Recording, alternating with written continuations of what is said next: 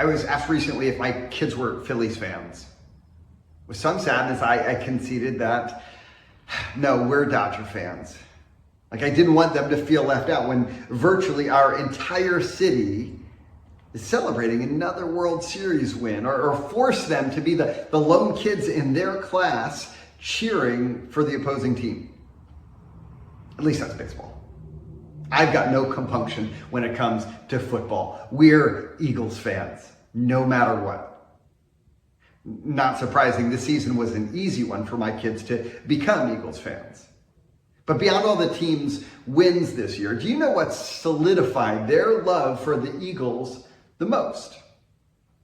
I taught them the Eagles fight song. National broadcasts always cut to commercial after a score, so I didn't learn it until I went to my first game. But after every Eagles touchdown at home games, the stadium erupts in singing the fight song. I taught it to my kids and they love it. After every touchdown, our house explodes in song. And guess what? Singing strengthened their devotion to the team. That's why colleges and universities have fight songs. Why we sing the national anthem before sporting events. My kids love the fact that I can sing jingles to all my favorite childhood brands. It's not just the taste of Frosted Flakes I love, it's the taste of Kellogg's Frosted Flakes that brings out the tiger in you and you. Singing isn't just an outcome of our devotion, it enhances it. Now, what does that have to do with the book of Revelation? Well, just look at all the singing. I mean, clearly, the book of Psalms is the songbook of the Bible, but Revelation has the most songs among New Testament writings. And we're currently in Revelation 15, and last week we looked at the first 2 verses where John tells us he saw another great and marvelous sign. He also saw those who had been victorious over the beast standing by what looked like a sea of glass. There God gave the victors harps, and in verse 3 and 4 we're told they sang the song of God's servant Moses and of the Lamb. Great and marvelous are your deeds, Lord God Almighty. Just and true are your ways, King of the nations. Who will not fear you, Lord, and bring glory to your name? For you alone are holy. All nations will come and worship before you, for your righteous acts have been revealed. The victors hadn't just scored a touchdown. They were part of God's victorious defeat of the beast, and so they sang the fight song. Notice the references to the song of God's servant Moses and of the Lamb.